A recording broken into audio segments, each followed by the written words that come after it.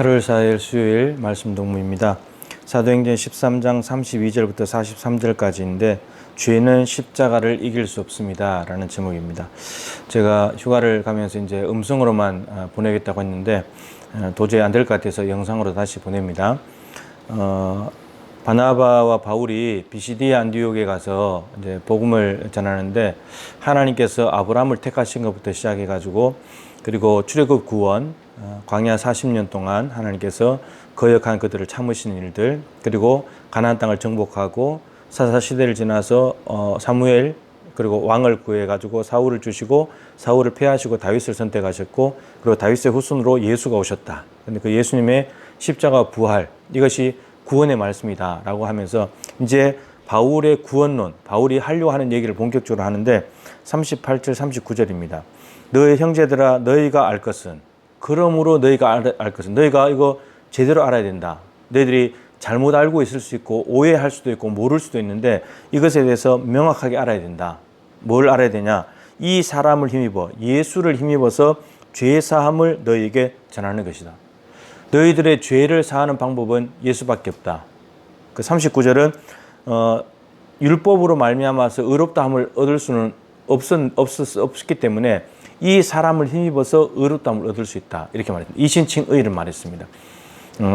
38절 죄 사함을 얻는다, 이것만 하겠습니다. 여러분, 죄는 우리를 이길 수 있습니다. 우리는 죄를 못 이깁니다. 근데 죄가, 십자가는 절대로 못 이깁니다. 하나님께서 우리의 죄를 없애는 방법으로 자기 아들을 십자가에 달아 그 피를 가지고 죄를 없애려고 하셨기 때문에 그 방법 외에는 죄를 없앨 수가 없습니다. 근데 그 십자가의 보혈을 믿는 사람, 예수님께서 나를 대신하여 십자가에 죽으셨다는 걸 믿는 사람이 그 사건을 보지 못했다 할지라도, 직접 목격하지 못했다 할지라도 그 예수님의 피가 내 죄를 깨끗하게 만들어버립니다. 지금 믿는 순간에 과거의 죄, 현재의 죄, 앞으로 죽을 때까지 지을 죄까지 다 한 번에 처리가 되는 겁니다. 깨끗하게 처리가 되는 겁니다. 한 번의 십자가의 제사로 모든 죄를 사하는 효력이 나타나 버리게 된다, 이런 말입니다. 우리가 아무리 죄가 많아도, 그리고 죄가 아무리 크다 할지라도 보혈이면 됩니다. 그리고 죄가 적다고 해서, 죄가 많지 않다고 해서 십자가 보혈이 필요 없냐? 그렇지 않습니다. 죄가 많든 크든 많든 적든 크든 적든지 간에 작든지 간에 우리에게는 보혈이 필요합니다. 예수님의 보혈 외에는 우리의 죄를 없앨 수가 없기 때문이죠. 죄가 적다고 해서 다른 방법이 있는 게 아닙니다. 다 똑같이 보혈이 필요합니다. 우리가 죄를 짓는 신체 기관은 생각으로도 짓고 입으로도 짓고 눈으로도 짓고 손발로 짓습니다. 근데 이 죄를 지었는데 이걸 여러분 씻기 위해서 여기에 좀 지저분한 게 묻으면 비누로 씻으면 됩니다. 그죠? 발을 또 씻으면 됩니다. 매일 씻잖아요. 그죠? 매일 씻고 요즘은 코로나 때문에 더 많이 씻습니다. 근데 하나님 앞에 지은 죄, 그 죄는 비누로 씻는다 하더라도, 양잿물을 가지고 씻는다 할지라도 이 죄는 없어지지 않습니다.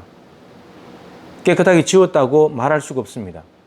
우리의 마음, 우리의 양심마저 자유롭게 되는 방법은 그렇게 해서 되지 않습니다. 그렇게 된다면 비누만 사다 놓으면 되는 거죠. 양잿물만 구해다 놓으면 되는 겁니다. 근데 그렇게 안 된다는 겁니다. 성경은 일괄적으로 피가 있어야 된다. 구약은 짐승의 피. 근데 그것으로도 양심을 깨끗하게 못하기 때문에 예수님의 피가 필요하다. 그 예수님의 피가 나를 위해서 흘린 피고 그 피가 내 죄를 씻는다. 성경은 분명히 이야기하고 있습니다. 그래서 그 피를 의지하는 사람들마다 죄의 사함을 얻게 된다라고 말했습니다.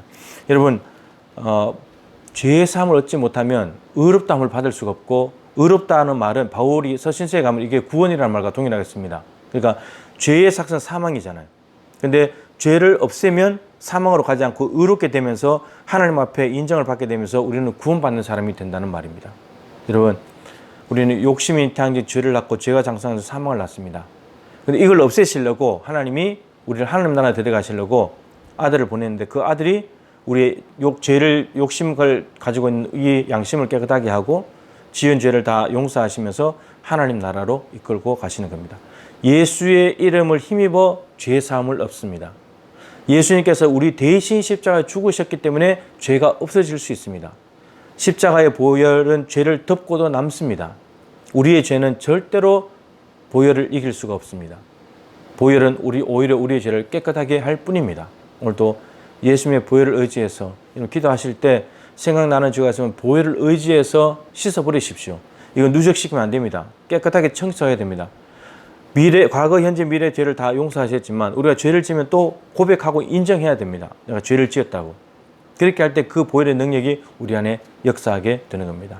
예수의 피를 힘입어 죄 용서받고 의롭다움을 받아서 구원받고 하나님의 자녀가 되고 하나님 나라의 주인공 다 되시기를, 한 분도 빠짐없이 하나님 나라의 주인공 되시기를 축복합니다.